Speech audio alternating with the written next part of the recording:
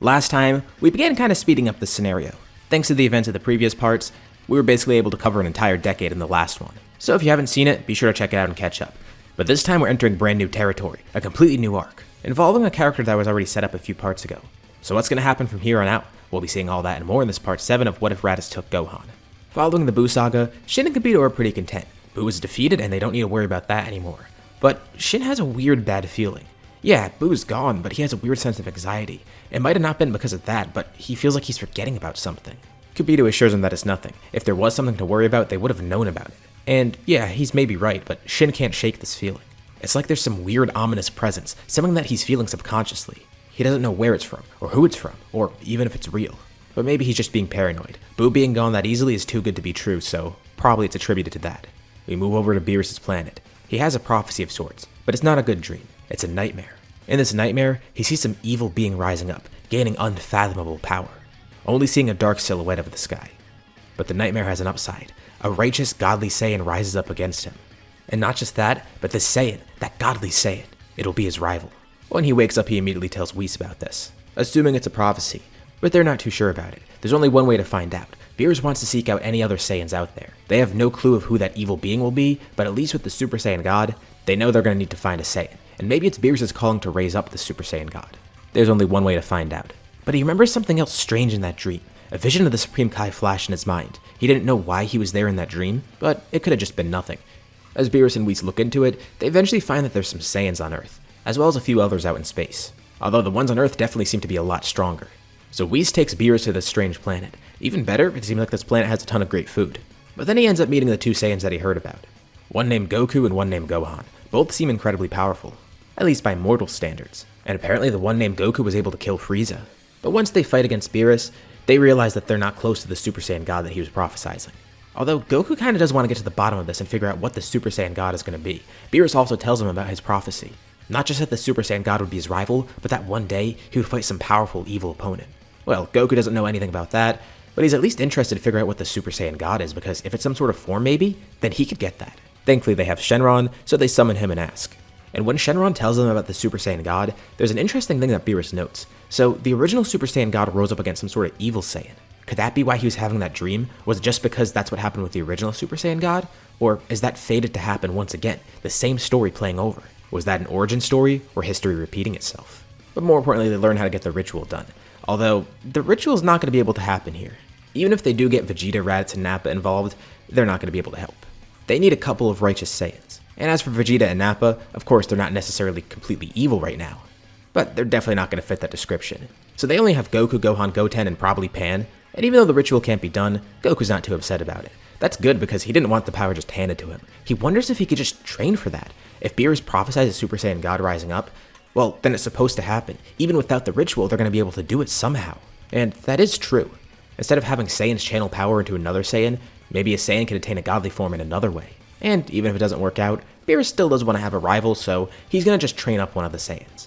As for Goku, it's pretty easy for him to go along, and for Gohan, he does want to go along too, but he is about to have a kid, so he can't go to Beerus' planet for a bit, but he's going to have to return home soon enough. But maybe he could hop back and forth at least. He's already made it through all his schooling, he has a good career, and just as important, he wants to make sure nothing happens to his family, especially the new one that he's starting.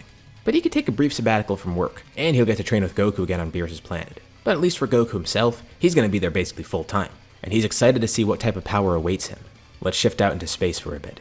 The three other Saiyans out in space are just continuously trying to grow stronger, as strong as they can get. They've achieved Super Saiyan by now, and just very recently they have been able to access Super Saiyan 2, way later after Goku and Gohan did. Super Saiyan 2 is great and all, but they wonder if they can go beyond that. Super Saiyan 3, Super Saiyan 4, things like that. They don't even know if forms beyond Super Saiyan 2 exist or what they would be like, but there's only one way to find out. But amidst their training one day, Raditz senses something. He has a feeling that he hasn't felt in a while, but he knows exactly what it is. It's a unique type of feeling that he's only ever felt once in his life. That feeling that he had when he awakened Cumber.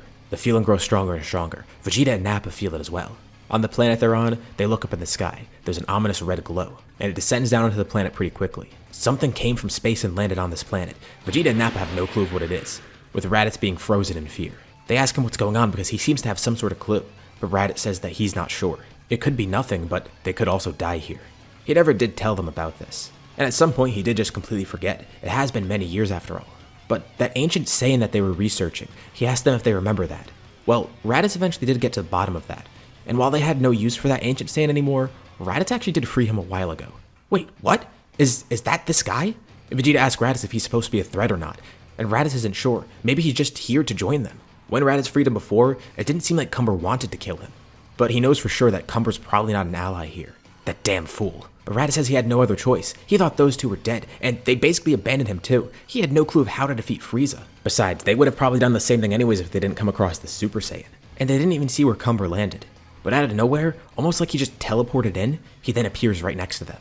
And for the first time, Cumber speaks, glad to have finally found the other Saiyans, that one that freed him before. He thanks Raditz. Raditz wants to know why he's here. Frieza's gone, so they don't really need his help anymore, but why'd he come to find them? Well, simply put, Cumber wants to fight them. He wants to see the limits of their power, see what he's up against. He just wants a simple all-out battle. That's it? That's what he's here for? Cumber assures them. He won't kill them. At least he'll try not to. With his Saiyan blood taking over, who knows what'll happen in the battle. But he assures them that he's not going to hold back at all. He doesn't want them to hold back anything either. If he dies, then so be it. He lives for battle, and he needs to test out his power. Well, of course they're not just going to agree to that right away. They question him and try to see what's going on, but Cumber's not going to answer any of those questions. He immediately goes into battle, assuming that they accepted it. And it looks like they have no choice but to fight. They show up Super Saiyan 2 immediately, with all three of them sure that they'll win this battle. Yeah, Raditz felt that great power from Cumber before, but with this power now, surely they could beat him. And he hasn't transformed yet too. They went to their final form right away. But Cumber, he's still in his base. For all they know, he might not even have a Super Saiyan form. But somehow, it becomes very clear really quick. They're not going to win here. Cumber is easily able to beat all of them. He is intrigued by the power they show off because maybe it could be useful for him, but in terms of their strength, he doesn't really care. And it gives them every chance to fight back. He tries to push them to their limit to see if they can grow any further. They're beaten, and badly beaten. Near death, actually.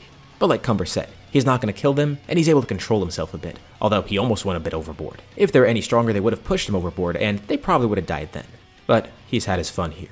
And now that they fought, Raditz wants an explanation. Why did Cumber come here just to fight them? Was that really all? And where has he been all this time? What was he up to? And Cumber simply tells Raditz it was foolish to free him from that prison. Long ago, he was sealed away by the Supreme Kai for a reason. The Supreme Kai? That's who sealed him? See, look at that. They don't even know what they were dealing with. They were just following rumors because they heard a Saiyan was involved. Cumber's also annoyed that Raditz tried to use him for petty revenge against Frieza. Although, he did actually go out to fight Frieza, realizing that Frieza could be a powerful opponent. But before he could even get there, Frieza was dead anyways. So Cumber just decided to wait, not doing anything immediately because he wanted to observe. He was just freed after centuries after all. So he wanted some time to enjoy his freedom, also trying to regain his power, and grow beyond where he was before. The reason he sought out these Saiyans is because, well, he just wanted to see how strong they were. That's his only objective. He just wants to grow stronger, just wants to fight. It's just his nature as an evil Saiyan. But unfortunately, these three, they're boring. He would have expected them to be a lot stronger now. He only just found them because their power spiked so high that he could locate them. But they're no fun, and he only keeps them alive because Raditz was the one to free him. And who knows, from this beating, maybe they'll grow stronger and maybe they'll make for a more interesting fight. But he does want to know, are there any other strong opponents out there? But Vegeta butts in and says no, there's no other opponents out there. He lies and says that he was the one to become a Super Saiyan and kill Frieza on his own. With Nappa and Raditz also going along with it, unsure of why he's protecting Kakarot. Well, that's a bit underwhelming for Cumber to hear. But he reminds them, he's keeping them alive here as a lesson. Next time, he won't be so gracious. He tells them to grow stronger, take their Saiyan blood seriously. Clearly, they haven't been taking it as seriously as they should.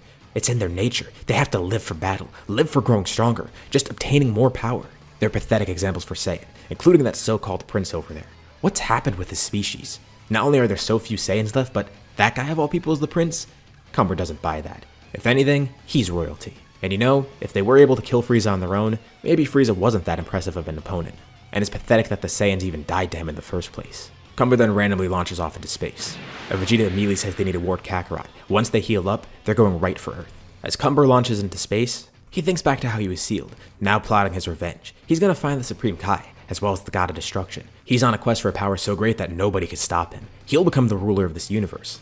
Granted, he doesn't really care about ruling over everything. Again, he just cares about a good fight, growing as strong as possible, pushing his limits as a Saiyan. He'll defeat everyone in this universe. And if there's anything beyond this universe, well, he'll do that too. This is a stepping stone. He's gonna be the strongest thing in existence. Then and only then he'll decide what he'll do with that power. He's not concerned about the destination, only the journey. Millennia ago, far before the story ever started, there was a battle between a Super Saiyan God and an evil Saiyan. The Super Saiyan God ended up winning the battle, with the evil Saiyan Cumber seemingly being destroyed.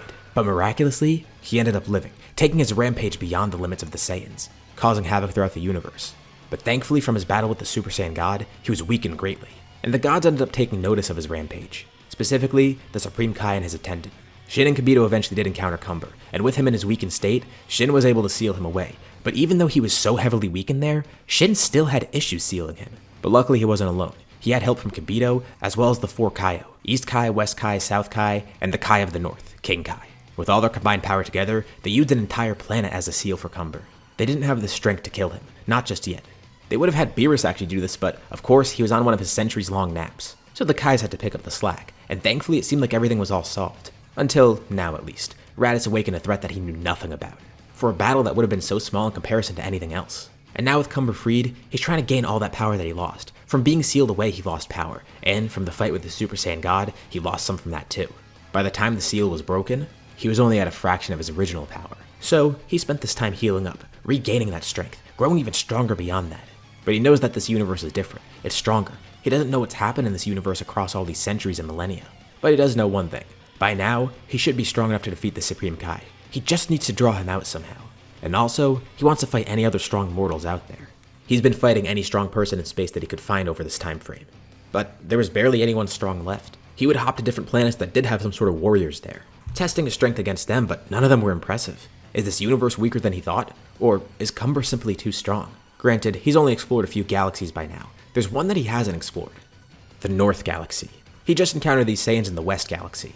And hopefully with all these fights, he's gonna draw out the Kais somehow. Not just the Supreme Kai, but the Kaio too. Any Kai that exists, they need to go. And then he'll find out how to destroy the Super Saiyan God, not even realizing that if he kills Shin, Beerus dies with him. At least not originally. As he continued to pillage planets, defeating more opponents, he came across vast amounts of knowledge about the gods, learning that defeating Shin will simply kill Beerus. Although, he's not too sure if he wants that. It might be more entertaining to just fight Beerus on his own, but he doesn't know if he's at that level of strength yet. There's a brief passage of time. When Cumber encountered the Saiyans, it was a few months after Battle of Gods. And a few more months have passed since then. Overall, it's been about a year since Battle of Gods occurred. There was no Resurrection F. No one knew about the Dragon Balls, and no one wanted to freeze it back. There was no one to bring him back anyways. Gohan has gone back and forth from Beerus' planet, but now is more so on Earth. Still keeping up with his training though, upholding that same thing that he promised his future self. And one day he sent his familiar powers returning to Earth, people he hasn't seen in so long. And he doesn't know how to feel because he instantly recognized that it's Raditz and his crew, instantly picking out Raditz's power. Why is his uncle here again? Whatever it is, he knows it can't be good. Assuming that Raditz is here as a threat, maybe he's going to try to kill them again. Unfortunately for him, it's not going to be easy. Gohan encounters the Saiyans alone, waiting there as they get off their space pods. He glares at them, with the Saiyans staring back. Gohan says he'll give them a shot to leave. He doesn't know why they're here after all this time, but he has some pretty good educated guesses. But Raditz tells Gohan to calm down. Look, he doesn't want to do this either. But they gotta warn Gohan and Kakarot about this. And they likely need their help too. Raditz and the other two aren't too sure about how strong Goku and Gohan have grown, but likely they're stronger than these three. Wait, what are they talking about? And Raditz explains to Gohan. That evil Saiyan. That's what Beerus was talking about when he first came to this planet. Immediately, Gohan's able to get in contact with Whis, telling Goku to return. Of course, Beerus is interested to hear about this as well. He tells Goku and Gohan, show off the new powers that they've achieved. Raditz, Vegeta, and Nappa know how to sense ki by now, but they don't feel anything, as Goku and Gohan begin transforming, surrounded by a strange blue glow. And as they transform, Goku tells them, through hard work, they've become gods, stronger than those three could ever imagine. And now, they're not just gods, they've gone even beyond that. The three other Saiyans feel an immense pressure as the transformation completes, and standing there, they see Goku and Gohan, looking like they're in Super Saiyan, but this time, their hair and their aura, it's completely blue. This is the power of a Super Saiyan god who's gone to Super Saiyan. Or, as Goku likes to simply call it, Super Saiyan Blue. This is where we'll leave off for now. What do you guys think about this part, and what's going to happen next? Leave your thoughts and suggestions in the comments below. I'd love to see what you guys think. As usual, be sure to drop a like and subscribe if you haven't already. It really helps out the channel. And if you need something else to watch, I linked some videos on screen. Thank you all for watching this video, and I'll see you on my next one.